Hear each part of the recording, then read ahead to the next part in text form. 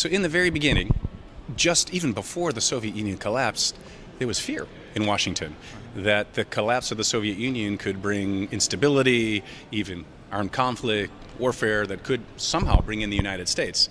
That changed once the Soviet Union actually collapsed to a vision of hope, in a sense that Russia and some of the other countries at the time, new countries, had a vision that meant that they wanted to incorporate themselves into the West and be part of the transatlantic community and be part of Europe.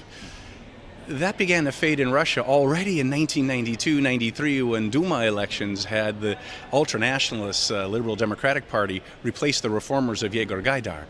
And we still had a slogan in the State Department that periodic setbacks to this vision are inevitable, but we believe Russia will remain on the path of reform. Well, Russia didn't. And with the arrival of President Putin, we know the policies in place, and it's a policy that, well, as President Putin himself said, seeks to turn around what he calls the greatest tragedy in modern political history, the collapse of the Soviet Union.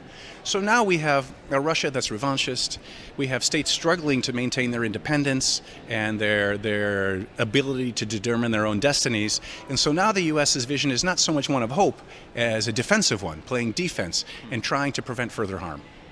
A great new opportunity has emerged, and this is all going to be a whole new era of prosperity, of the free movement of peoples, of free thinking, democratic consolidation, open markets, freedom of religion, expression, you name it.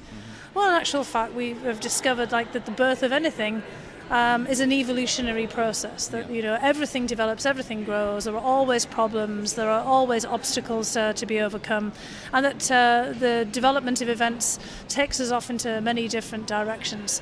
So I think many of the problems that we've seen now could have been anticipated. All of them could not be, but we were creating new states and new entities, and there's always going to be a very difficult process involved in all of this.